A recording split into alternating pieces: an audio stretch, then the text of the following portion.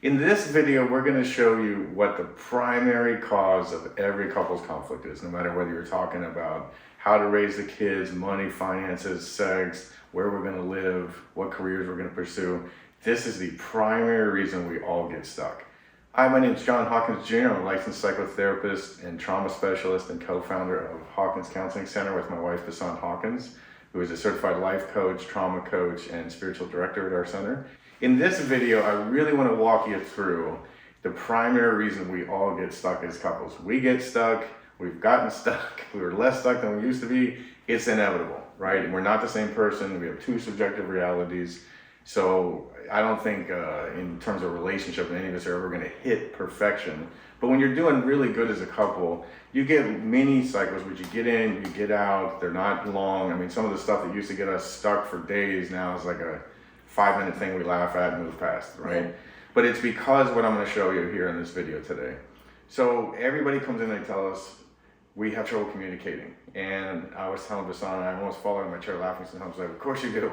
But what I want you to understand is like why you have trouble. And what the reason is it's much more below the neck than above it. Mm-hmm. The natural, reflexive response people have when they get into conflict is to clarify the facts. If you could just understand what I'm saying and agree with it, then this conflict would be over. Mm-hmm. But what happens is it just drives us deeper and deeper into that conflict cycle.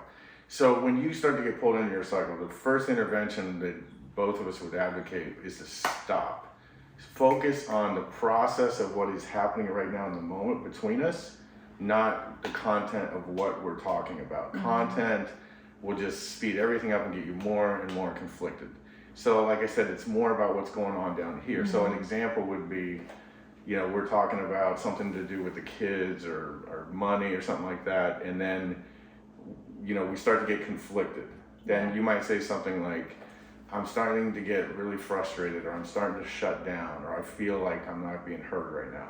This is what is happening, the process. Mm-hmm. Once you get the process back on track, then you can go back to the content. But you have to have some of the discipline to interrupt it, because the reality is people are like, this is just so important what I need to get from you right now. And I know sometimes circumstances dictate where we have to stay with the content a little bit.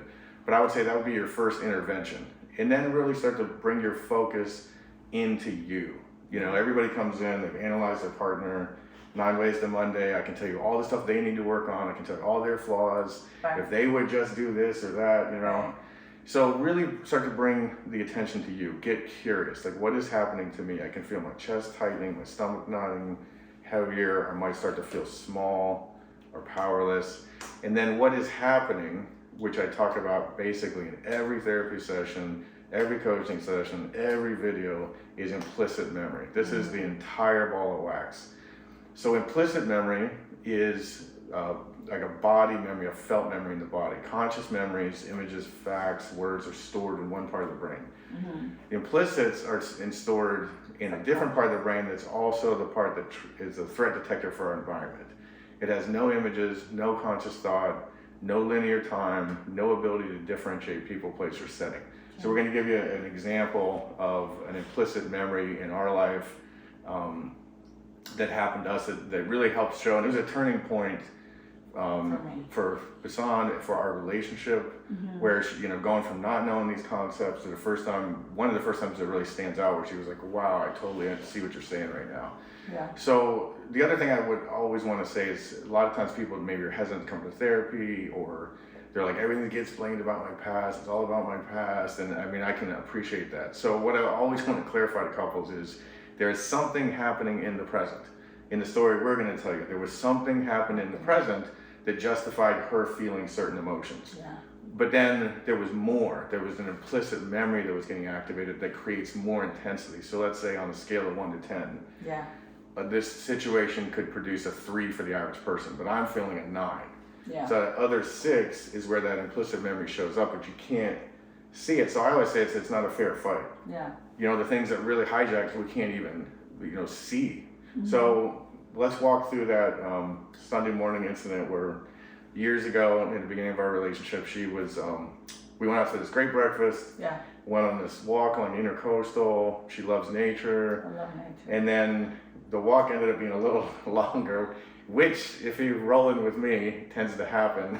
It doesn't always go quite as planned. I get on these Hawkins adventures that sometimes annoy people around me. Yeah. They care about me the most, but Support. to kind of like walk through maybe what happened and then how you started to identify, maybe through curiosity was your first thing I think you were sharing. Yeah. So what happened for me is, no matter how much I loved Mother Nature and I would sit in it outside for hours, I started in the last 15 minutes just getting depleted, and my mind started going like, why is this happening to me? And I'm like, I forgot the whole scenario, how happy we were at breakfast, sharing adventures that we're gonna do in the future, and all of a sudden, like in the end, I'm walking way far from John and I'm angry. And he's like, wait, why are you walking fast? And I let go of his hand and I just started panting.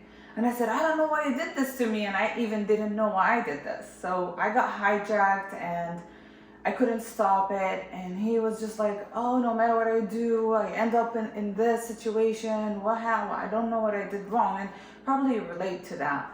So what happens after a while of getting home, now the AC is hovering, I'm less stressed, and I took a shower, and I'm sitting on the couch and I'm like, what happened? Like, I'm wondering, because he taught me about implicit memory and I have knowledge of it, right? Everybody has awareness of some sort of data. And then I was like, just started going curious. And I'm just like, closed my eyes and all I can tense is those tears, right? Like, it's something when I come up, and I started seeing images when I was 7 years old, holding a backpack full of stationery. My dad, of course, is busy working. We're just a middle-class family struggling, and we had to walk an hour from school with a backpack. And in Jerusalem, there was hills and a lot of struggles, and I had 3 brothers who wouldn't help, of course, because everybody's holding a backpack. We're always complaining. We're always saying, I can't believe we have a car and we cannot use it. So I just started apologizing to John when he got out of the shower, and I was like, I'm sorry, I guess I was like, that child inside of me showed up and I was tired. Yeah, so I remember you being like 50 yards ahead of me on the bridge, like, where is she going? Yeah. But I remember my experience of that was when we got back, and I'm like, okay, I'm just giving her space.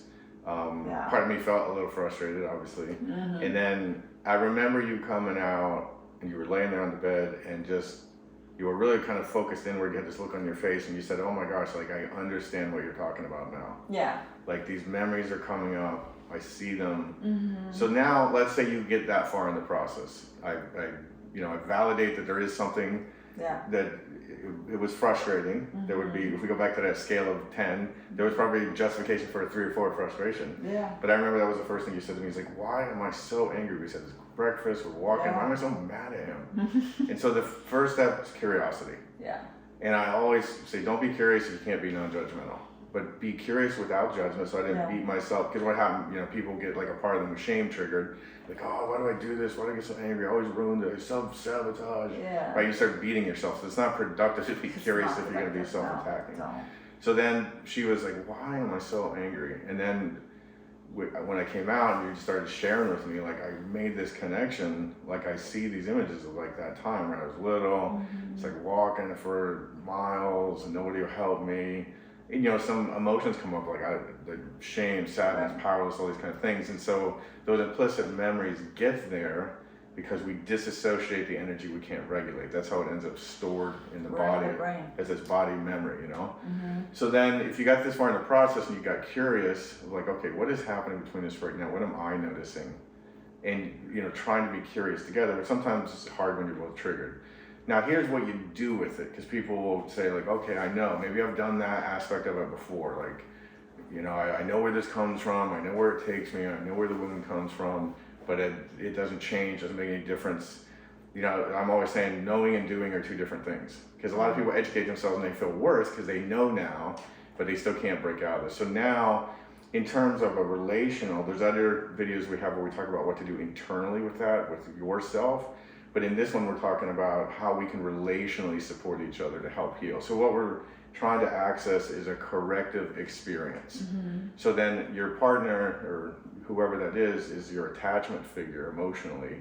So then what happened is, as she was sharing that with me, I came down and sat down next to her, and then all the emotion that she didn't get to feel or get an attachment response for was able to come through. And processing emotionally just means to feel it to completion. I used to drive me crazy in school and grad school, and everybody's talking about, well, you gotta process your emotions, and I'm like, well, what does that mean? And then nobody could tell me. And finally, I can't remember who I learned that from, their work, and it was just like, feel it to completion. I think it was Diana Fosha from ADP when I first trained with her, but it's just that. So now, but those emotions are too much for us. That's why we have to dissociate. So we have co-regulation. I need another person to help me regulate those feelings. So then she came forward, I held her, she wept, all that emotion came out. Then you'll notice a shift. You feel lighter, calmer, more at peace, like you feel positive after you process those core emotions. So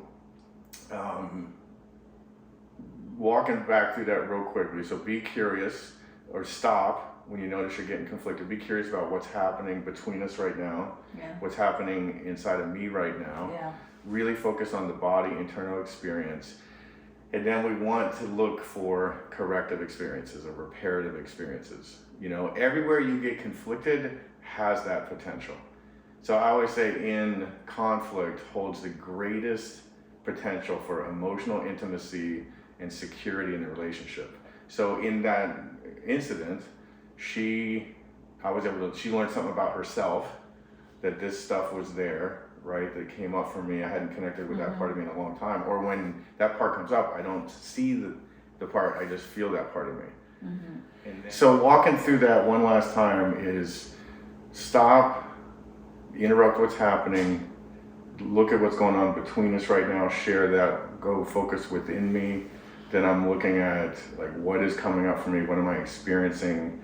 And then that's where I can reach for connection, share that with my partner, and get the opposite of what wounded me. So if I didn't feel heard, and I want you to feel heard, then as your partner, I wanted to really like focus on that. Or if somebody never validated my emotions, I want to validate my partner's emotions, even if they're different than mine. Or I don't have to agree to validate. I can see that that's hard for you or scary for you. And then that's the opportunity that presents itself to actually heal, and you can be a part of helping each other heal. Then the last thing I would say is, when it comes to trauma, because a lot of our videos are really focused around trauma and associated topics, is that can be very challenging to do because there's so much energy in the cycle that it really can hijack you and take over and not give you the opportunity to be curious, because your protective parts will jump in, and defenses and all that stuff.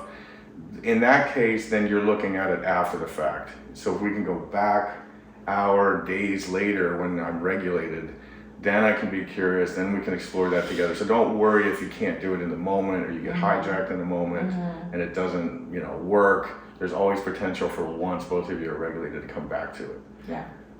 Any last thoughts or what I tell my students and my clients in these situations, I know we're not gonna win. I know when I got flooded, all my brain was functioning on is how bad the situation is for me. And to learn, like John said, you learn it, but then in the moment you cannot do it. But it's not a reason to go like, let's say I want to run away. The parts will always want you to be in survival mode. Just get to a place after this settles, okay, maybe we fought, and go within right away. Just take a deep breath and say, what is this meant for me? What emotions came up from me and why? And if you start connecting deeply, you'll see what John has said is the healthiest way of carrying any relationship. What I would want to advise you is to just be patient, because relationships are the most sacred partnership for life that we all crave since childhood. We don't want to be left alone. No one wants to live alone. We want that secured, healthy attachment to our partner. And it's very crucial that you guys work on it. Individually work on yourself, and then work together. How can we communicate? If you want to watch more videos on implicit memory, on working with different parts, and you hear us talk about parts all the time, that may be confusing to you, that comes from a model called internal family systems. There's videos we have that explain more about that. And if you want to understand more or contact either one of us, you can reach out at hawkinscounselingcenter.com.